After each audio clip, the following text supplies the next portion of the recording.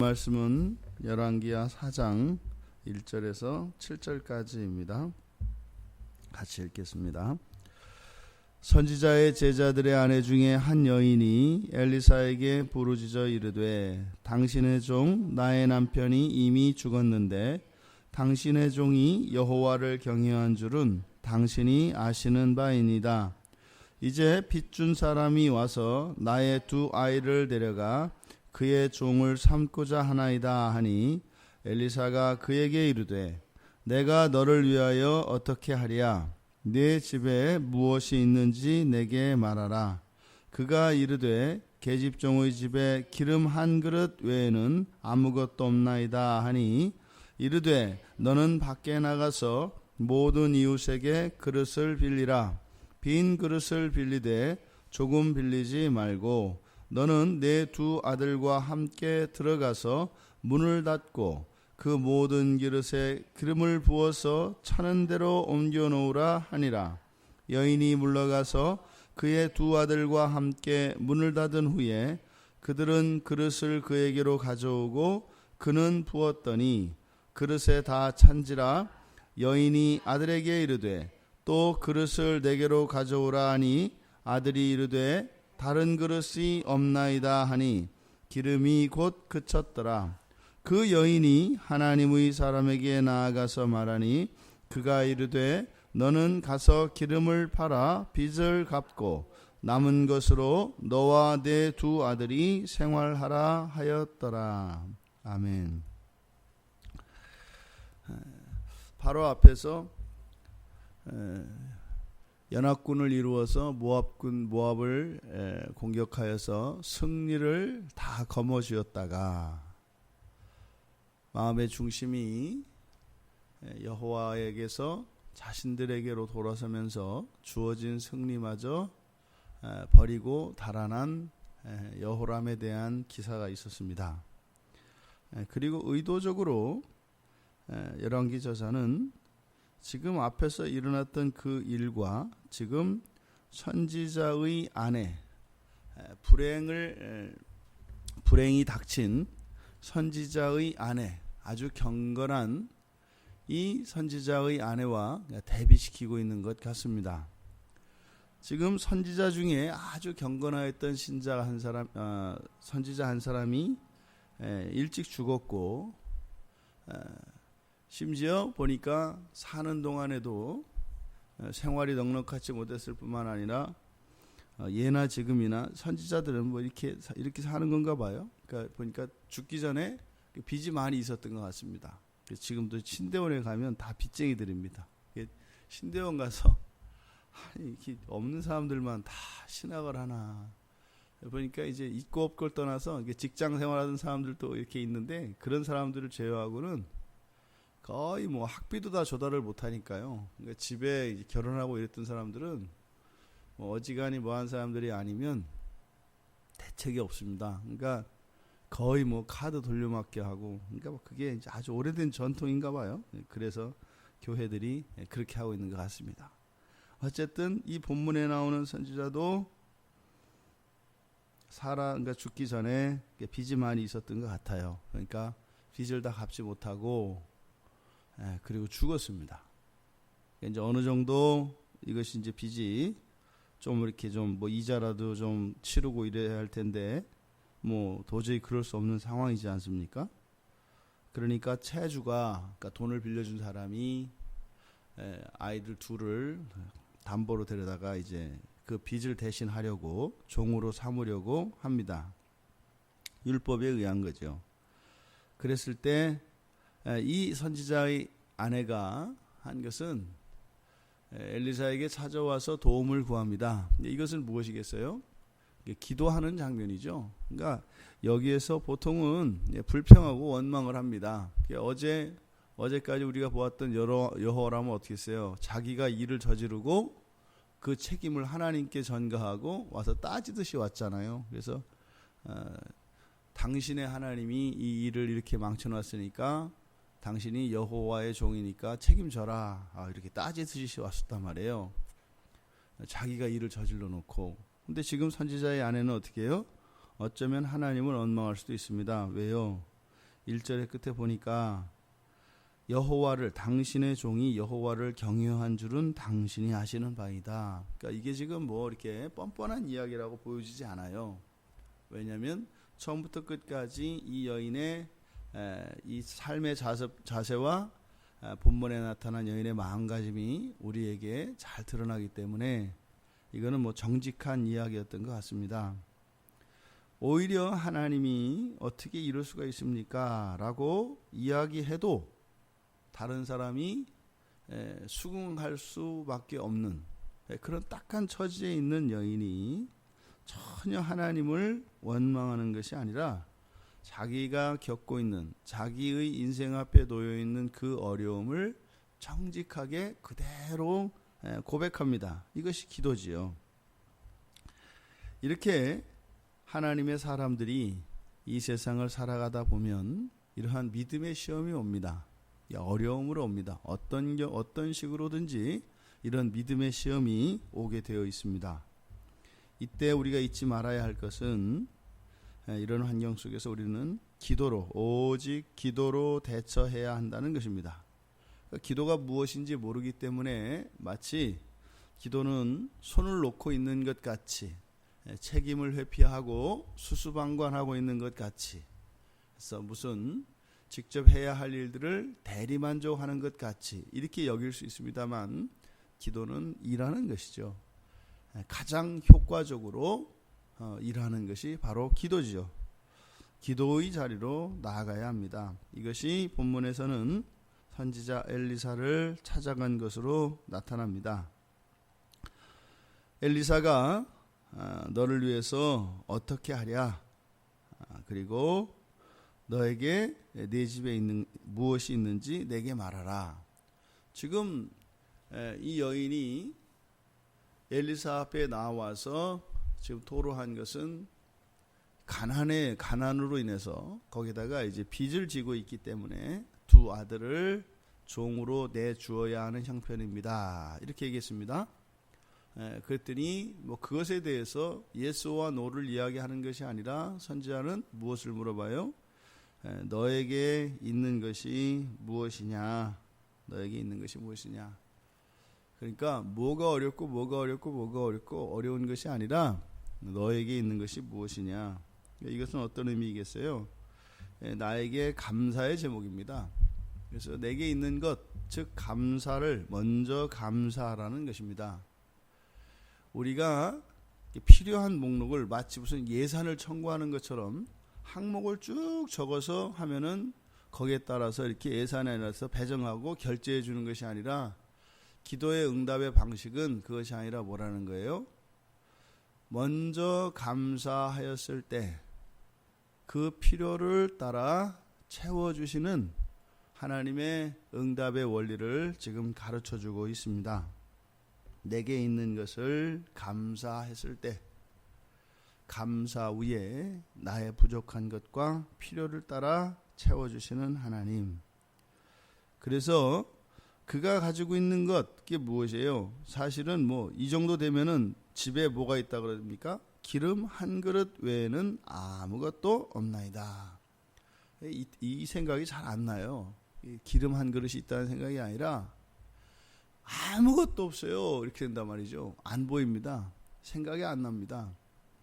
아무리 봐도 나는 없어도 너무 없거든요. 지금 오죽하면 아들 둘을 종으로 보내게 됐는데 저에게 뭐가 있겠어요? 뭐가 있으면 제가 여기로 오겠어요? 이런 것이 보통들의 사람들의 마음입니다. 그런데요, 집에 있는 것, 기름 한 그릇이 있답니다. 그게 뭐예요? 이 여인에게는 있는 건 있는 겁니다. 있는 건 있는 겁니다. 없는 건 없는 것이고 있는 건 있는 것입니다.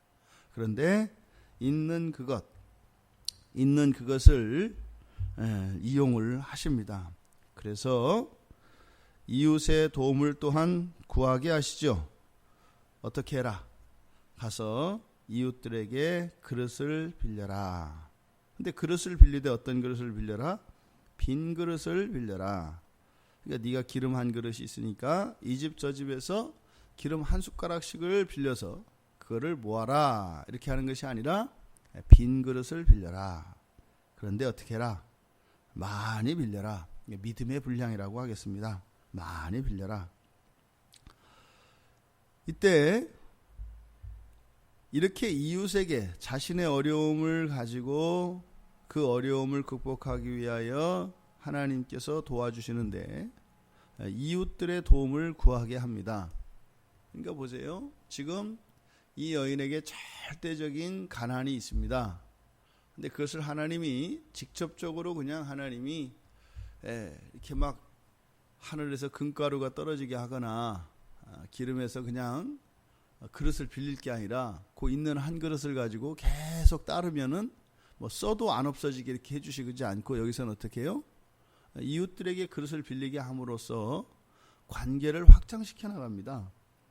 없는 그것으로 인하여 관계를 확장시키게 하세요.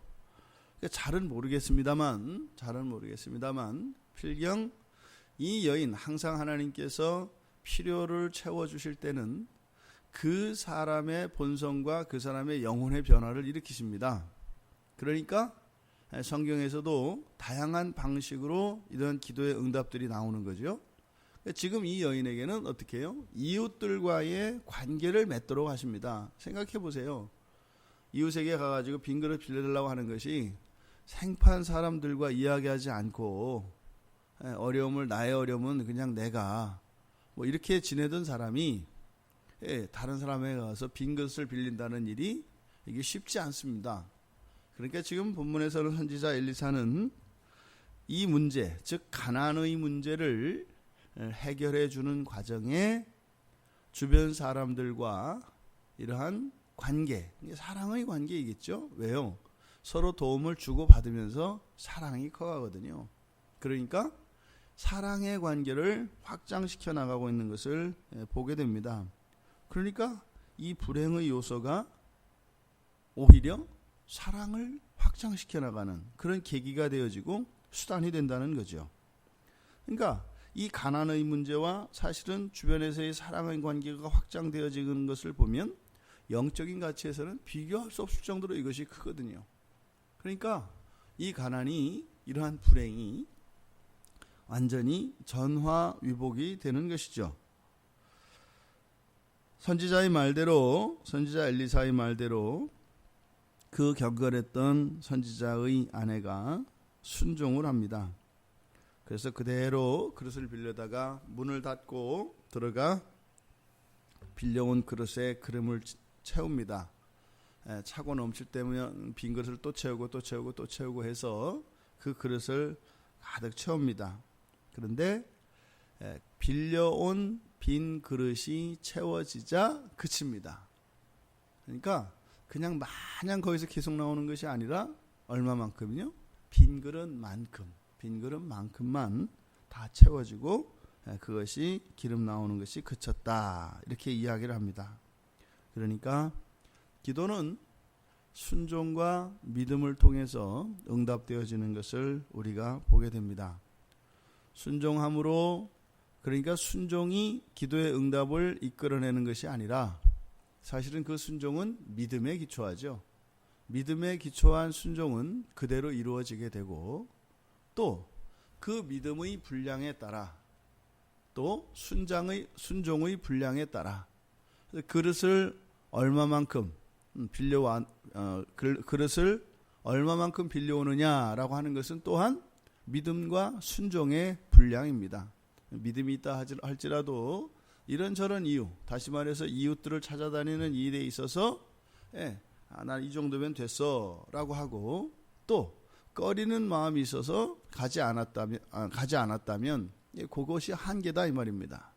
그러니까 이 믿음과 순종은 뗄 수가 없고 또 믿음과 순종에 의해서 응답되어진 그 기도가 자신에게 유효하게 되며 또 그 분량이 기도의 응답의 분량과 비례한다라는 것입니다. 참으로 놀라운 것은, 정말 우리에게 감동을 주는 것은 마지막 7절입니다. 그렇게 해서 지금 여기에서 채워진 이것은 충분히 말하자면 빚을 갚고 남을 수 있을 정도의 기름인 거예요. 그러면 어떻게 되겠습니까? 그것을 가지고 당장 갖다가 팔면 될 거 아니에요. 왜요? 이게 누구 거예요? 내 거잖아요. 그런데 이 여인에게 있어서 보여주는 이 감동스러운 장면은 바로 이 장면이에요. 그 여인이 하나님의 사람에게 나아가서 말하니.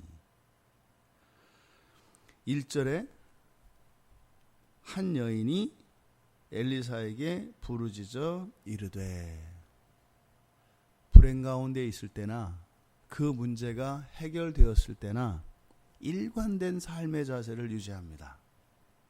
그리고 철저하게 이 여인은 하나님께서 주신 그것을 자신의 것으로 인식하는 것이 아니라 하나님의 것으로 인정합니다.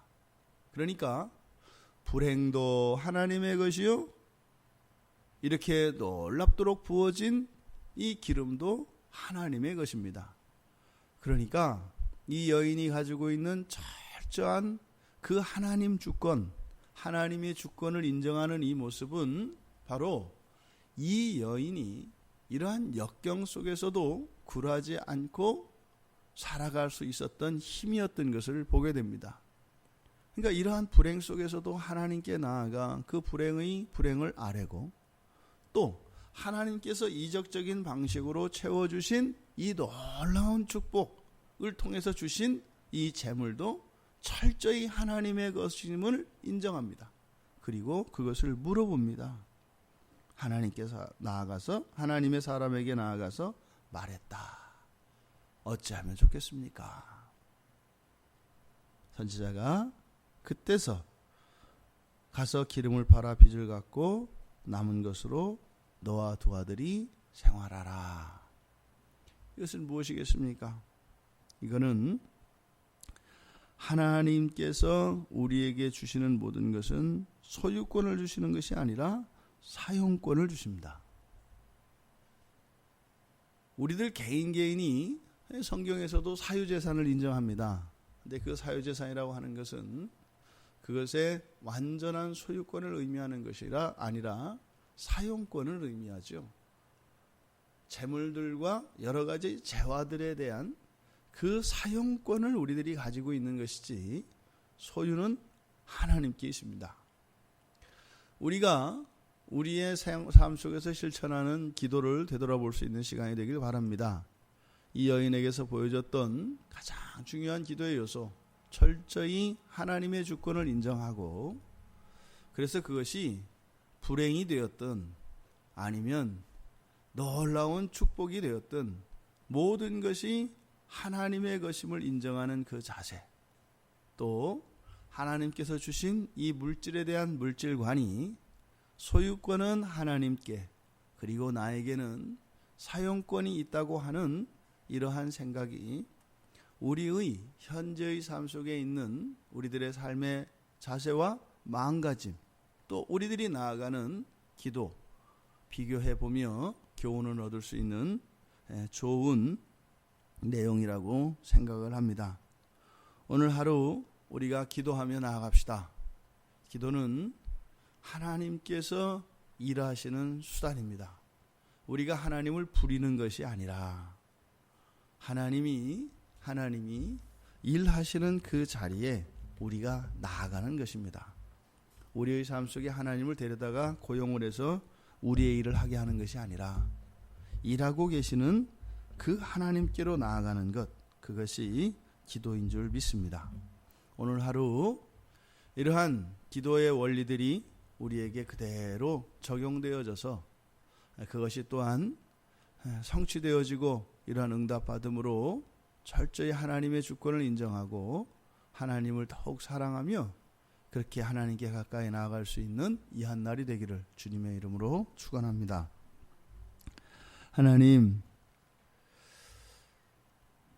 어느 날 갑자기 찾아온 이 믿음의 시험에서 기도로 이 모든 것을 극복하고, 또한 하나님께, 오직 하나님께 영광을 돌린 한 경건한 선지자의 아내의 이야기를 저희들이 함께 나누었습니다. 저희들 평생의 교훈이 되게 하시고, 또한 오늘 말씀을 통하여 이 기도의 원리를 잘 깨달아 저희들의 기도 생활을 되돌아볼 수 있는 시간 되게 하셔서 하나도 헛되지 않은 그러한 기도의 실천과 기도의 원리들로 재무장되어지는 오늘이 될 수 있도록 은혜를 내려 주시옵소서. 감사하며 예수님의 이름으로 기도드리옵나이다. 아멘.